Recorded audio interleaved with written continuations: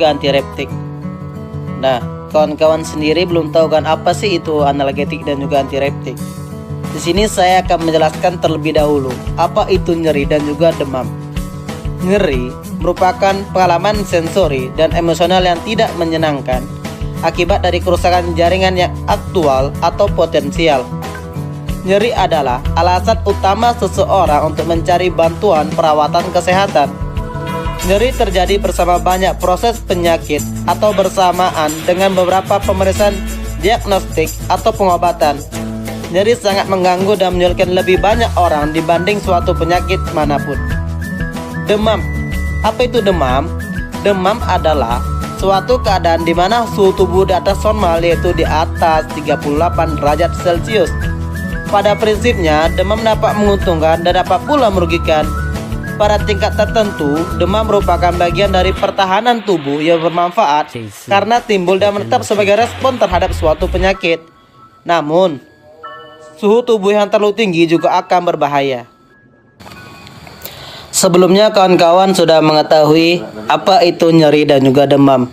Kenapa saya menjelaskan nyeri dan demam di awal? Di sini teman-teman akan mengetahuinya sendiri. Analgetik adalah obat yang digunakan untuk menghambat atau mengurangi rasa sakit atau nyeri tanpa menghilangkan kesadaran. Rasa nyeri adalah sesuatu yang tidak menyenangkan, merupakan suatu gejala yang harus dicari penyebabnya, dan sifatnya subjektif bagi setiap individu. Antireptik. Antireptik adalah obat yang dapat menurunkan panas atau untuk obat yang mengurangi suhu tubuh yang tinggi. Hanya menurunkan temperatur tubuh saat panas dan tidak berefektif pada orang normal. Obat golongan ini bekerja dengan cara menghambat produksi prostaglandin di hipotalamus anterior atau yang meningkatkan sebagai respon adanya pirogen endogen. Jadi, analgesik antipiretik adalah obat yang mengurangi rasa nyeri dan serentak menurunkan suhu tubuh yang tinggi.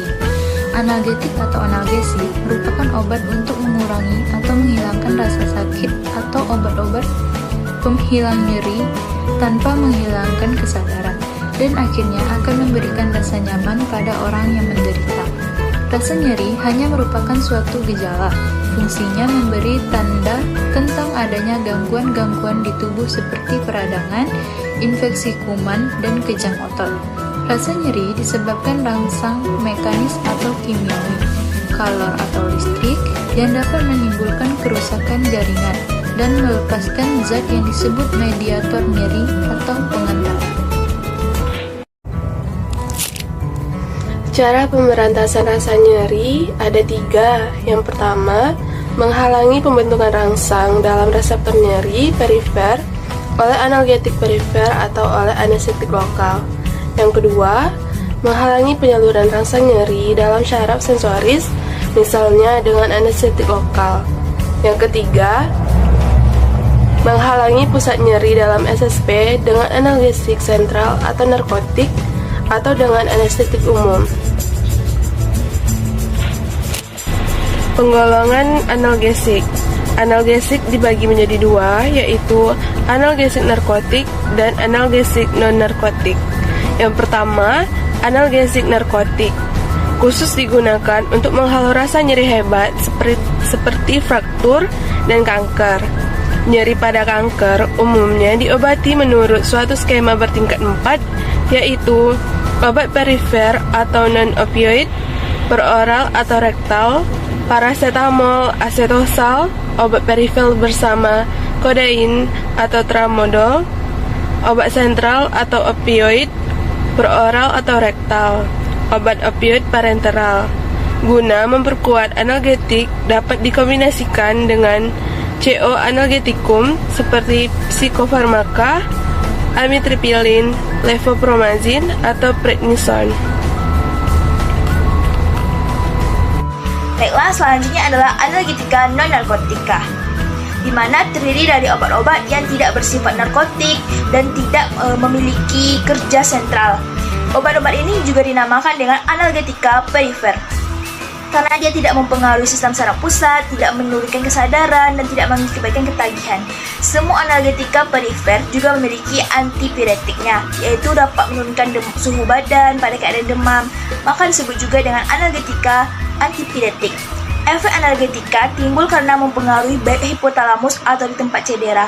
Respon terhadap cedera umumnya berupa inflamasi, udema atau membengkaknya jaringan tubuh akibat penumpukan cairan, serta pelepasan zat aktif seperti bradikinin, PG, dan histamin.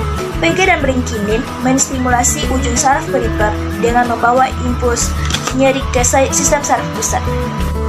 Penggunaan analgetika antipiretik dalam kehamilan. Sebagian obat yang diminum oleh ibu hamil dapat menembus plasentanya sampai masuk ke dalam sirkulasi janin, sehingga kadar dalam sirkulasi bayi hampir sama dengan kadar dalam tubuh sang ibu, yang dalam beberapa situasi akan membahayakan bayi tersebut.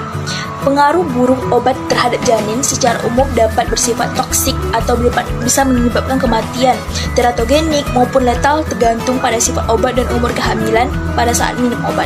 Pengaruh toksik adalah jika obat yang diminum selama masa kehamilan menyebabkan terjadinya gangguan fisiologi atau biokimia dari janin yang dikandung. Pengaruh obat bersifat teratogenik jika menyebabkan terjadinya malformasi anatomi atau kelainan atau kekurangan organ tubuh pada pertumbuhan organ janin. Pengaruh obat yang bersifat letal adalah yang mengakibatkan kematian janin dalam kandungan. Secara umum, pengaruh obat pada janin dapat beragam sesuai dengan fase-fase berikut. Yang pertama yaitu fase implantasi, yaitu pada umur kehamilan kurang dari 3 minggu. Pada fase ini, obat dapat memberi pengaruh buruk atau mungkin tidak sama sekali. Jika terjadi pengaruh buruk, biasanya menyebabkan kematian embrio atau berakhirnya kehamilan, yaitu terjadinya abortus. Yang kedua yaitu fase embrional atau organogenesis, yaitu pada umur kehamilan antara 4-8 minggu. Pada fase ini terjadi diferensiasi pertumbuhan untuk pembentukan organ-organ tubuh, sehingga merupakan fase yang paling peka untuk terjadinya malformasi anatomik. Berbagai pengaruh buruk yang terjadi pada fase embrional antara lain, yang pertama yaitu gangguan fungsional atau metabolik yang permanen, yang biasanya baru muncul, kemudian tidak jadi timbul secara langsung pada saat kehamilan. Yang kedua yaitu pengaruh letal atau berupa kematian janin atau terjadinya abortus. Yang ketiga yaitu pengaruh subletal, tidak terjadi kematian janin, tetapi terjadi malformasi anatomik atau struktur pertumbuhan organ atau pengaruh teratogenik. Yang keempat yaitu fase fetal pada trimester kedua atau ketiga kehamilan. Dalam fase ini terjadi maturasi dan pertumbuhan lebih lanjut dari janin. Pengaruh buruk senyawa asing bagi janin dalam fase ini dapat berupa gangguan pertumbuhan baik terhadap fungsi-fungsi fisiologik ataupun biokimiawi organ-organ. Obat analgesik dan antipiretik. 1. Aspirin. Aspirin menghambat pengaruh dan biosintesa daripada zat-zat yang menimbulkan rasa nyeri dan demam atau prostaglandin. Daya kerja antipiretik dan analgetik daripada aspirin diperkuat oleh pengaruh langsung terhadap susunan saraf pusat. Indikasi untuk meringankan rasa sakit, terutama sakit kepala, pusing, sakit gigi, dan nyeri otot, serta menurunkan demam. Kontraindikasi, penderita tukak lambung dan peka terhadap derivat asam salisilat, penderita asma dan alergi, penderita yang pernah atau sering mengalami pendarahan bawah kulit, penderita yang sedang terapi dengan antikoagulan, penderita evofolia dan trombositopenia.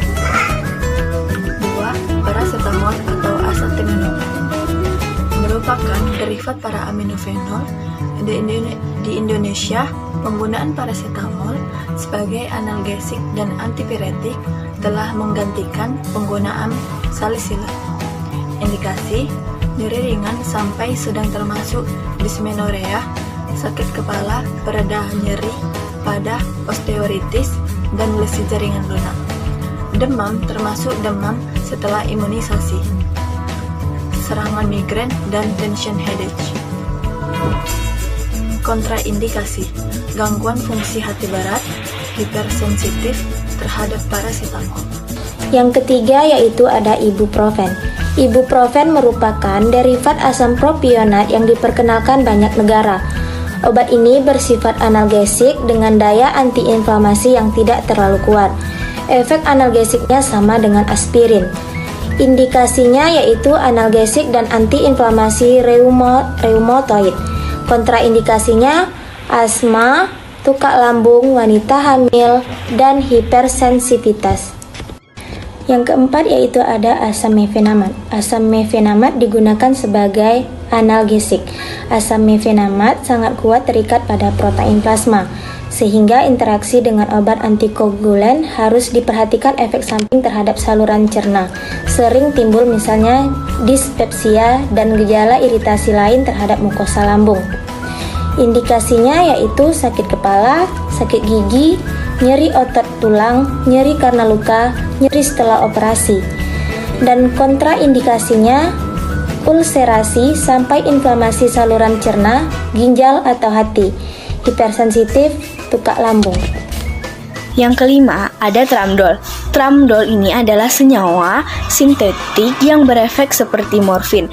Tramdol digunakan untuk menangani sakit nyeri menengah hingga parah.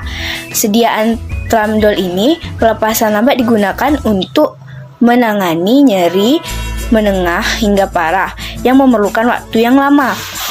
Indikasi dari obat ini adalah pengobatan nyeri akut dan kronik yang berat, nyeri pasca OP, ketergantungan obat dan opium, sensitif terhadap tramdol atau opiat, mendapat terapi MAOI, intoksikasi akut dengan alkohol, hipnotik, analgetik atau obat yang mempengaruhi sistem saraf pusat, dan yang lainnya. Dan kontraindikasi pada obat ini adalah tidak boleh digunakan atau tidak dianjurkan pada wanita hamil dan menyusui. Dan yang terakhir ini ada fentanyl. Fentanyl ini merupakan obat golongan analgesik narkotika. Analgesik narkotika ini digunakan sebagai penghilang rasa nyeri. Dalam bentuk sediaan injeksi intramuskular, fentanyl ini digunakan untuk menghilangkan sakit yang disebabkan oleh kanker. Fentanyl ini bekerja di dalam sistem saraf pusat untuk menghilangkan rasa sakit. Beberapa efek sampingnya juga disebabkan oleh aksinya di dalam sistem saraf pusat. Pemakaian yang lama dapat menyebabkan ketergantungan, tetapi tidak sering terjadi apabila pemakaiannya sesuai dengan aturan. Ketergantungan biasa terjadi jika pengobatan dihentikan secara mendadak, sehingga untuk mencegah efek samping tersebut perlu dilakukan penurunan dosis secara bertahap dengan periode tertentu sebelum pengobatan dihentikan.